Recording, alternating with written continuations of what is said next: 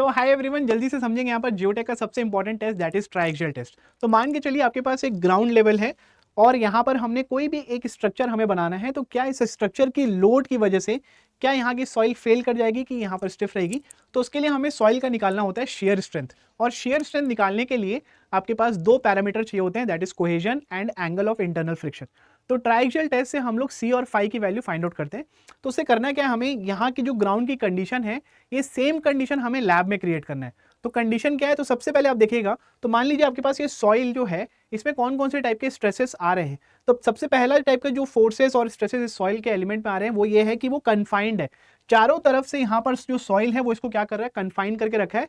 And additionally अगर आप देखेंगे तो एक कन्फाइनिंग प्रेशर के साथ ये जो स्ट्रक्चर जो है वो भी इसमें क्या करेगा, लोड लगाएगा।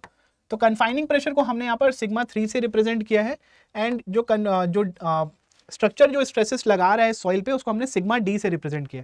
ठीक है, तो आप यहाँ पे देखिए, अगर मैं सेम कंडीशन को अगर मैं लैब में क्रिएट करूँ तो हम यहाँ पर वाटर के थ्रू कन्फाइनिंग प्रेशर लगाते हैं सिग्मा 3 का हर जगह से, एंड उसके बाद जब हम टेस्ट अप्लाई करते हैं तो सिग्मा 3 पहले हम सेल प्रेशर गेज से हम मेंटेन करके चलते हैं। मान लीजिए पहला सैंपल में हमने सिग्मा 3 की वैल्यू रख दिया 50 किलो पास्कल, उसके बाद हमने यहाँ पर डिविएट्रिक स्ट्रेस अप्लाई किया। तो लेट्स सपोज यहाँ से लोड हम यहाँ पर अप्लाई कर रहे हैं, तो डिविएट्रिक स्ट्रेस वो वाला स्ट्रेस है जहाँ से आपका सॉइल जो है अपने वीकेस्ट प्लेन से फेल कर जाता है। तो आपके पास दो टाइप के स्ट्रेसेस आ गए। पहला मेजर प्रिंसिपल स्ट्रेस हुआ जिसकी वैल्यू हो गई सिग्मा 3 प्लस सिग्मा डी। आप देख सकते हैं ये वाली जो वैल्यू है दिस इज सिग्मा 3, हमने ऑलरेडी अप्लाई किया था।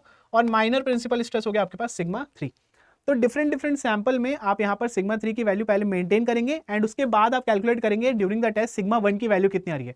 तो सिग्मा 3 और सिग्मा 1 दोनों टाइप के स्ट्रेसेस आपको ट्राइएक्सियल टेस्ट में मिल जाएंगे। उसके बाद करना क्या है, पहला वाला सैंपल हमने लिया, सिग्मा 3 की वैल्यू लेट्स सपोज हमने 50 रखा है। उसके बाद आप सिग्मा 1 टेस्ट के थ्रू पता कर लीजिए, ये बन गया आपका मोहर सर्कल। दूसरा सैंपल लीजिए, सिग्मा 3 की वैल्यू थोड़ी बढ़ा लीजिए, लेट्स सपोज 100 कर लीजिए, और फिर कैलकुलेट करिए सिग्मा डी कितना आ रहा है, वहां से आप लोग सिग्मा 1 निकाल लीजिए, तो एक और मोहर सर्कल बन गया।